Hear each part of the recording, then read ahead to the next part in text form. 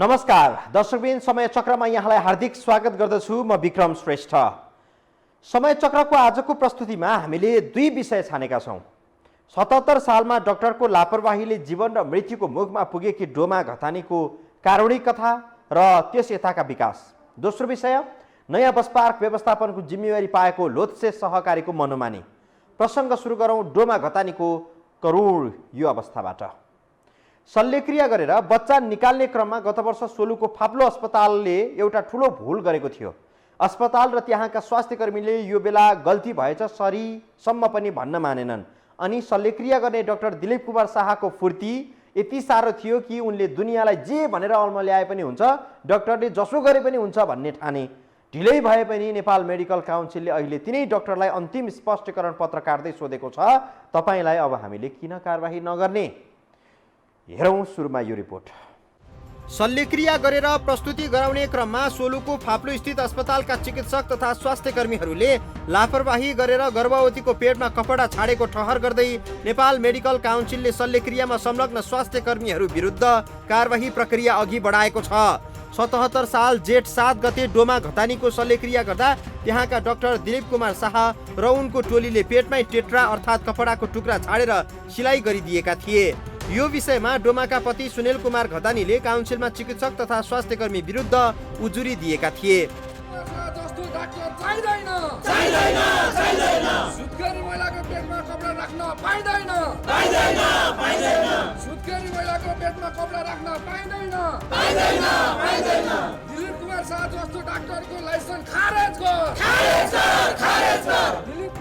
So उजुरीपछि काउन्सिलले घटनाका बारेमा छानबिन गर्न एक समिति पनि गठन गरेको थियो। समितिले शल्यक्रियामा संलग्न नर्स सानी शेर्पालाई आवश्यक कारबाही गर्न नेपाल नर्सिङ काउन्सिललाई पत्र काटेको छ भने फाप्लो स्थित जिल्ला अस्पताललाई शल्यक्रिया गर्दा अपनाउनु पर्ने विश्व स्वास्थ्य संगठनको गाइडलाइन पालना गर्न सचेत गराएको छ। पीडितहरूले शल्यक्रिया गर्ने डाक्टर दिलीप कुमार शाहकै लापरवाहीका कारण डोमा जीवन र मृत्युको दोसाँधमा पुगेको दावी गरेका थिए। घटनाको अनुसन्धान गरिसकेपछि काउन्सिलले अन्तिम पटक तपाईलाई किन कारबाही नगर्ने भन्ने प्रश्न सहित डाक्टर शाहसँग स्पष्टीकरण मागेको छ। डाक्टर शाहले यो स्पष्टीकरण एक हप्ताभित्र बुझाइसक्नु पर्नेछ। त्यसपछि काउन्सिलको पूर्ण बैठक बसेर यसबारे अन्तिम निर्णय लिनेछ। अहिले चाहिँ अन्तिममा पुगेको छ यो मुद्दा। यसमा चिकित्सकलाई पनि किन कारबाही नगर्ने भन्ने एउटा विषय र अर्को चाहिँ त्यसमा नर्स पनि संलग्न हुनुभएको हुनाले मेडिकल काउन्सिलले नेपाल नर्सिङ काउन्सिललाई सोधी पठाएको छ कि अर्को जिल्ला अस्पताल फाप्लोलाई हामीले 78/5 सर्जरी गर्दा सर्जिकल चेकलिस्ट अपनाउने भनेर सचेत गराउने काम भइसकेको छ। अहिलेलाई यो भयो र अब आगामी पूर्ण बैठकले सायद यसको अन्तिम किनारा टुङ्गो लाउँछ। त्यसैले यो अहिले अन्तिम पुगेको हुनाले मुद्दा सकिएको जस्तो देखिए पनि सकिएको चाहिँ छैन। पेटमा कपडा छुटेपछि डोमाको स्थिति खराब हुँदै गएको थियो। फाप्लुबाट उनी ओखलढुङ्गाको मिसन अस्पताल हुँदै उनलाई काठमाडौँ बौद्ध स्थित स्तुपा कम्युनिटी अस्पताल ल्याइएको थियो। स्तुपा अस्पतालका चिकित्सकहरूले समेत पेटमा कपडा छुटेको थाहा नपाई पटक पटक शल्यक्रिया र धेरै पटक भिडियो एक्सरे गराएका थिए। सिटी स्क्यान गरेर हेर्दा मात्रै उनको पेटमा कपडा छुटेको थाहा भएपछि तेस्रो पटकको शल्यक्रिया गरेर कपडा झिकिएको थियो। पेटको कपडा झिक्न र पेटबाट दिशा निकाल्ने गरी आन्द्रा बाहिर निकालिएको थियो। 70 केजी तौल भएकी डोमाको शरीरमा पटक पटक यस्तो शल्यक्रिया गरिएपछि उनको जीवन नारकीय बनेको थियो। अब खाना जे पाए त्यही खानु हुँदैन। अब मैदाबाट बनेको खानाहरू गिलो खाना बाहेक सारो खानु हुँदैन। अब बच्चाहरू 2टा बच्चा छ। अब सानो बच्चा उचाल्न राख्न अलिक गाह्रै हुन्छ। अब अहिले त भान्जी साथी राखेको छ। अब दसैँ पिस त उहाँ पनि जानुहुन्छ। त्यसपछि मलाई अलिक गाह्रै हुन्छ होला जस्तो लागिरहेको छ। डक्टरले भन्नुहुन्छ अब खानामा केयर गर्नुपर्छ। अब पहिलाकै जस्तो त नहोला होइन। अब आन्द्रा 2 ठाउँ काटेको छ, जोडेको छ। अब गाह्रो हुन्छ खानाहरू कन्ट्रोल गर्नु। सारो खाना नखानु, गिलो मात्रै खानु, धेरै नखानु, थोरै पटक पटक खानुपर्छ। यो हो टेलिभिजनले डोमाको दुःखद अवस्थाबारे समय चक्रमा कार्यक्रम प्रसारण गरेपछि वीर अस्पतालले उनको बाँकी उपचार निशुल्क गरिदियो। वीरका चिकित्सकहरूको टोलीले सम्पूर्ण अध्ययन गरेर डोमाको शल्यक्रिया गरिदियो। त्यो शल्यक्रियापछि पेटको छेउबाट निकालिएको आन्द्रालाई पुरानै ठाउँमा राखिएको छ भने प्राकृतिक रूपमा उनी दिशा पिसाब गर्न सक्ने अवस्थामा पुगेकी छिन्। त्यो भन्दा त अब पहिलाको त्यो जुन बिमारी हुँदाको भन्दा त अहिले धेरै अब राम्रो छ। बच्चालाई खाना खुवाउन आफूले नै अब दिशा पिसाब अब पहिला त एकजना ढुक्कै साथी चाहिन्थ्यो होइन। दिशा अब खाने बित्तिकै ब्याग फेरिहाल्नु पर्थ्यो। अब त्यो चेन्ज गर्न कति गाह्रो हुन्थ्यो। खाना जे पाए त्यही खायो भने पोलेर पुरै सुत्न हुँदैन थियो। त्यस्तो त छैन, अहिले त राम्रो छ। फाप्लु अस्पतालले गरेको भुलका कारण डोमा अहिले पनि कष्टकर स्वास्थ्य अवस्था लिएर बाँचिरहेकी छिन्। उनको अवस्था पहिलेको भन्दा सुध्रिएको त छ, तर सामान्य मानिस सरहको स्वास्थ्य कहिले पनि नहुने चिकित्सकहरूले बताएका छन्। चिकित्सकको लापरवाहीका कारण डोमाका पति सुनिल कुमारले 10 वर्ष विदेशमा श्रम गर्दा आर्जन गरेको 25 लाख रुपियाँ सकाएका छन् भने त्यसबाहेक केही ऋण पनि लागेको उनले बताएका छन्। लागेको ऋण तिर्न कमाइका लागि सुनिल कुमार फेरि विदेशी भूमिमा पुगेका छन्। मेडिकल काउन्सिलले शल्यक्रियामा संलग्न नर्सलाई अनुसन्धान गरी कारबाही गर्न नेपाल नर्सिङ काउन्सिललाई पत्र पठाएको छ। फाप्लु अस्पताललाई चाहिँ विश्व स्वास्थ्य सङ्गठनको गाइडलाइन फलो गर्न सचेत गराएको छ। हामीले डोमा घतानीको विषय सुरुदेखि नै उठाइरहेका छौँ दर्शकबिन, र हामीले यो भनिरहेका छौँ कि डाक्टर दिलीप कुमार शाहले नियतवश यो सबै गरे। नियतवश होइन, तर लापरवाही चाहिँ हो, असावधानी चाहिँ हो। शल्यक्रिया गर्नु अघि कतिवटा ट्रेटा तयारी अवस्थामा राखिएको थियो। पेट बन्द गर्नु अघि त्यति नै ट्रेटा त्यहाँ थिए कि थिएनन्, यति मात्रै गणना गरिदिएको भए आज डोमाको यो हालत सायद हुने थिएन। डोमाको अहिलेको अवस्थाबारे चर्चा गर्नेछौँ यो ब्रेकपछि।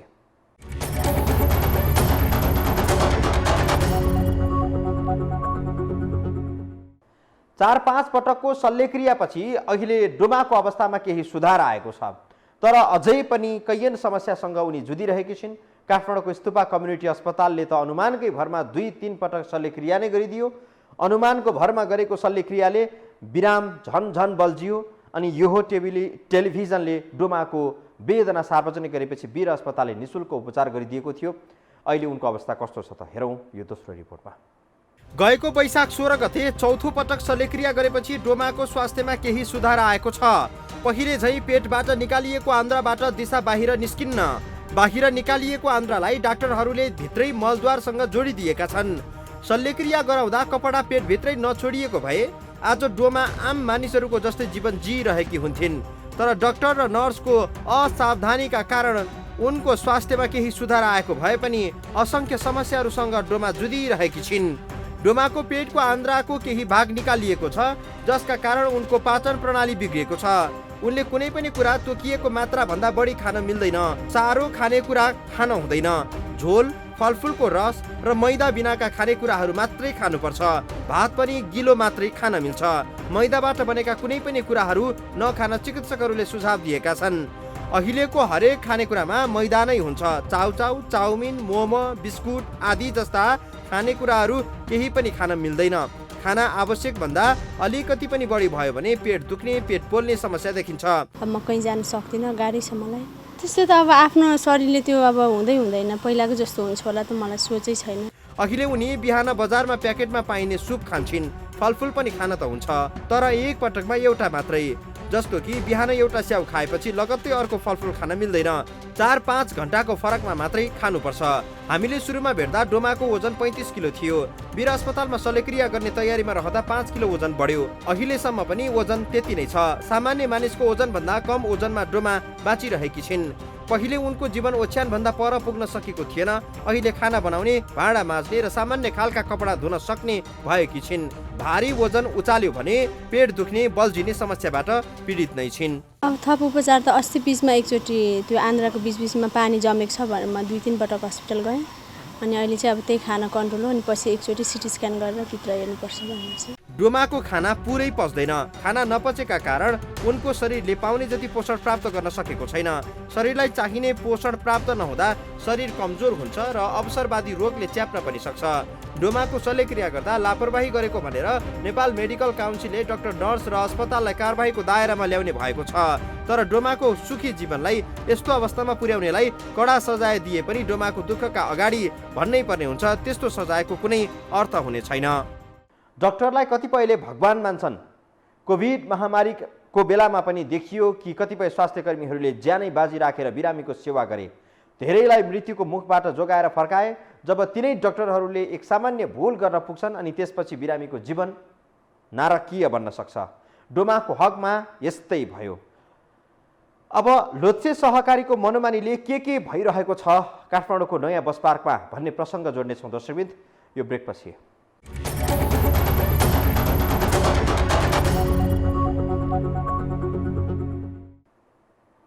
नयाँ बस पार्क व्यवस्थापनका नाममा लोच्छे सहकारीले यति धेरै मनोमानी र रकम सङ्कलन गरिरहेको छ कि यसको कुनै सीमा छैन। यो विषय थाहा पाएका स्वतन्त्र मानिसहरूले जति कराए पनि हुनेवाला केही पनि देखिएको छैन। नियन्त्रण गर्ने ठाउँमा बसेका मानिसहरू जब विवेक लिएर बस पार्क पुग्छन् निस्कदा बस ट्याक्सी जस्तै विवेक उस्तै राखेर खै के लिएर फर्किन्छन्। नयाँ बस पार्कमा लुटमाथि लुटको धन्दा चलिरहेको छ भनेर धेरैले भन्छन्, तर जिम्मेवार निकाय महानगरपालिका वा सरकारवाला निकायका मानिसहरू सुरुमा अलिअलि चटरपटर गरेको देखिन्छ। तिनको मुखमा खै के को बिर्को लाग्छ दर्शकबिन थाहा छैन। त्यसपछि त ढुङ्गा बोल्छ, उनीहरू बोल्न तयार हुन्नन्। हेरौँ यो रिपोर्टमा। नेपालमा सरकारी जग्गा कौडीको भाउमा लिएर करोडौं कुम्ल्याउने व्यक्ति संस्था वा कम्पनीहरूको कमी छैन। यस्तैमा अर्को एक संस्था पनि थपिएको छ। काठमाडौँको नयाँ बस पार्कको व्यवस्थापनको जिम्मा पाएको लोच्छे बहुद्देश्य सहकारी संस्था, जस विरुद्ध अनेकन आरोपहरू लागेका छन्। जापान सरकारको सहयोगमा बनेको यस बस पार्कको व्यवस्थापन सुरुको समयमा काठमाडौँ महानगरले नै हेरेको थियो। 2056 सालमा यसको जिम्मा लोच्छे सहकारीले पायो, जुन सहकारी अहिले ग्रान्डी अस्पतालका समेत मालिक रहेका दीपक कुँवरको नेतृत्वमा चलिरहेको छ। सहकारीले बस पार्कमा यात्रुहरूलाई सहज हुने दृष्टिबाट जति काम गरेको छ त्योभन्दा बढी असुली मचाइरहेको मानिसहरूको गुनासो छ। कसैले यो असुलीलाई लुटसँग पनि तुलना गरेका छन्। खासमा बस पार्कका लागि जापानले बनाएको संरचना भन्दा नथपेको सहकारीले यस क्षेत्रलाई बस पार्क भन्दा सपिङ सेन्टरका रूपमा विकास गरिरहेको छ। कुन यो बीचको भवन त जापानले बनाइदिएको, यो बीचको भवन त व्यापारी केन्द्रको लागि बनायो नि। यो बीचको त बस पार्क थियो, त्यसमा तपाईँको बस राख्ने ट्र्याकहरू थिए, त्यहाँ प्रतीक्षाले थियो, त्यसलाई त भत्काएर के गरिदियो, सपिङ केन्द्र बनाइदियो नि त। त्यहाँ त करोडौँ सलामी असुल्छ नि त। सरकारले जनतासँग अधिग्रहण गरेको र जापान सरकारले बनाइदिएको नयाँ बस पार्क काठमाडौँ महानगरपालिकाले लोच्छेलाई 30 वर्षका लागि दिएको छ। स्रोतका अनुसार लोच्छेले वार्षिक 1 करोडको हाराहारीमा मात्र महानगरलाई भाडा बुझाउँदै आएको छ। यति रकम त लोच्छेले शौचालयबाटै उठाउने गर्छ। जमिन सरकारको, लगानी जापान सरकारको अनि मुनाफा लोच्छेको देखिन्छ। बस पार्कमा भएको शौचालयको प्रयोग यहाँका चालक सहचालक र यात्रुले समेत निःशुल्क गर्न पाउँदैनन्। यति मात्र होइन, लोच्छेले बस पार्कभित्र काम गर्ने कुलीहरू तथा ग्रिज लगाउनेहरूबाट समेत मासिक शुल्क उठाउँदै आएको छ। जहाँ कार्यरत 24 जना कुलीहरूले मासिक 12,000 र ग्रिज लगाउने 10 जनाले मासिक 1,000 बुझाउँदै आएका छन्। तर बाहिरबाट आउने गाडीलाई बस पार्किङ भित्र पठाउने र आफू त्यहाँ जान नपाउने हुनाले आफ्नो रोजगारी गुमेको बस पार्कमा कार्यरत मजदुरहरू बताउँछन्। खै त काम छ, यो हेर्नु रातो सर्ट लगायो बस्यो दिनभरि। अब यहाँ 150 लिन्छ होइन, भभरिको गाडी सबै भित्र पठाइदियो हो। भित्र पठायो भने त हामीले कहाँबाट काम गर्नु। 150 लिन्छ, यहाँबाट चिटकार हुन्छ पठाइदियो हो। हामीले त हिँडेको चिल्लै हुन्छ, काम छैन। कहाँ काम हेर्नु न, सबै केटाहरू। अनि पैसा मात्र तिर्नुपर्छ? पैसा त महिनाको 12,000 तिर्नु पर्यो। काम चाहिँ छैन। लोच्छेले नलिँदा चाहिँ छोडेपछि चाहिँ हामीले प्राइभेट आयो नि त होइन, कम्पनी आइदियो अनि प्राइभेट भएको कारणले गर्दाखेरि यो उनीहरू मार्फत। अनि तपाईँहरूले दिनको 400 तिरेको फाइदा के त? फाइदा के? यहाँ कमाइ भयो भने अरू हामीलाई यो पहिले एउटा गाडी बस पार्कमा राखे बापत 25 रुपियाँ लिने गरिन्थ्यो, अहिले 825 तिर्नुपर्छ। लोकल बसले समेत प्रत्येक पल्ट 100 रुपियाँ बुझाउनु पर्छ। ट्याक्सीहरू बस पार्कभित्र पछि पैसा तिर्नुपर्छ। खाली ट्याक्सीले 10 र यात्रु हुँदा 20 रुपियाँ बुझाउनु पर्छ। ट्याक्सी चालकहरू भन्छन् यात्रुलाई गन्तव्यसम्म पुर्याउनै पर्यो। हामी यात्रुलाई बस पार्कभित्रसम्मै पुर्याउँछौँ, तर खाली फर्किए पनि लोच्छेले 10 रुपियाँ उठाउँछ। बित्तिकै अहिले हामीले 10 रुपियाँ चाहिँ तिर्नै पर्छ। नत्र खास त यिनीहरूले 20 रुपियाँ लिन्छन् होइन, तर खाली हुँदा 10 रुपियाँ। बस पार्कभित्र छिर्दाखेरि हाल त्यही छ। पेसेन्जर मैले बाहिर बाटोमा झार्नु भएन, भित्र बस पार्कमा गन्तव्य त ल्याउनै पर्यो नि, होइन र? अनि त्यतिको अब बाहिर लाग्ने त्यो पैसा लागिहाल्यो। अब त्यहाँ जाने बित्तिकै त्यो 10 रुपियाँ मैले अनिवार्य तिर्नुपर्छ। बस पार्कभित्र गाडीको चाप बिस्तारै बढ्दै गएको छ भने सबैलाई काउन्टर समेत पुगेको छैन। तर बस पार्कको 161 रोपनी मध्ये 81 रोपनीमा लोसेले व्यापारिक संरचनाहरू बनाएको छ। त्यसै गरी बस पार्कभित्र रहेको गोलघरका नामले चिनिने एउटा भवन छ। यो भवनमा पनि 100औं सटर बनाएर करोडौं सङ्कलन भइरहेको छ। बस पार्कभित्र बनाइएका यात्रु प्रतीक्षालय, वेटिङ रुमहरू समेत विभिन्न संरचना बनाएर लाखौंमा बेचिएका छन्। जापानले बनाइदिएको गोलघरको भुइँतलामा बसहरू पार्किङ गर्ने भनिएको थियो। तल बसहरू पार्किङ गर्ने र त्यसको माथिल्लो तलामा यात्रुहरूको सुविधाका लागि रेस्टुरेन्ट चलाउने भनिएको थियो। तर अहिले तल र माथि सबैतिर सटरहरू बनाइएका छन्। लोसेले प्रति सटर 10 लाखदेखि 25 लाखसम्ममा बेच्ने गरेको व्यापारीहरू बताउँछन्। जापानको हो यो अलरेडी, यो जापानको भवन, यो जापानको भवनबाट व्यवसायी लुटियाछन्। जस्तो मैले 1 करोड हालेर एउटा गाडी किन्छु, उसको नोकर भएर मैले 825 रुपियाँ उसलाई तिर्नुपर्छ। दिइनँ भने मलाई पिट्छ, काट्छ, मार्छ, हर चिज गर्छ नि, गुन्डा गरिदिन्छ। उसका वंशर हेर्नुहोस्, अहिले आएर हेरौँ यसरी राज चल्छ। 161 रोपनी जग्गा त जापानले बनाउँदाखेरि फेसलाई किन भन्दाखेरि बस बढ्छन्। बस बढ्दै जाँदा बस पार्क बढाउने हिसाबले बनाएको जापानको त दिमाग छ नि त। दिमाग भएको राष्ट्रले दिएको के गरिदियो भन्दाखेरि यसमा व्यापारी केन्द्र बनाइदियो। त्यसै गरी बस पार्कभित्र रहेको वेटिङ रुम, यात्रु प्रतीक्षालय र सोधपुछ कक्षालाई पनि काउन्टर बनाएर बेचिएका छन्। त्यहाँ बनाइएका काउन्टरहरू पनि लोसेले 2 लाखदेखि 10 लाखसम्म लिएर बेच्ने गरेको छ। त्यस्तै लोसे महलमा रहेका 150 हल तथा कोठाहरूबाट समेत मोटो रकम उठाउँदै आएको बुझिएको छ। सबै कुरा आएका कुरा सबै राइट हुँदैनन् होइन। यहाँ आएको कुरा तपाईँका आएका कुरा सबै राइट हुँदैन। यो बस पार्क हो। तपाईँहरूले साँच्चै के भन्नुपर्छ भन्दाखेरि यो ठाउँ कस्तो थियो र अहिले कस्तो भयो त्यो कुरा तपाईँहरूले बुझ्नुपर्छ। यो कुरा होइन, हामीले लिएको 7-8 वर्ष भयो होइन। यो महानगरपालिकाको प्रपर्टी हो। हामीले के निश्चित टाइमसम्म युज गर्छौँ। बुट मोडलमा काम गर्ने हो, बिल्ड गर्ने, अपरेट गर्ने र सरकारलाई ट्रान्सफर गर्ने। यतिको बनाएको चिज नेपाल सरकारको या महानगरपालिका कुनै पनि प्रपर्टी छैन होला यहाँ। अवस्था कस्तोसम्म छ भने जापानी लगानीबाट बनेको संरचनाको प्रयोगबाटै लोसेले वार्षिक 25 करोड कमाउने गरेको छ। जबकि महानगरले भने कौडी बराबर अर्थात् 1 करोडको हाराहारीमा मात्रै राजस्व पाउँछ।